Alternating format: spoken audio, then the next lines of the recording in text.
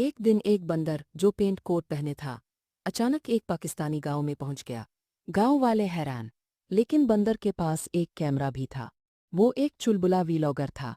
इसने एक चाय वाले अंकल को देखा और कहने लगा, अंकल आपकी चाय का रिव्यू करे।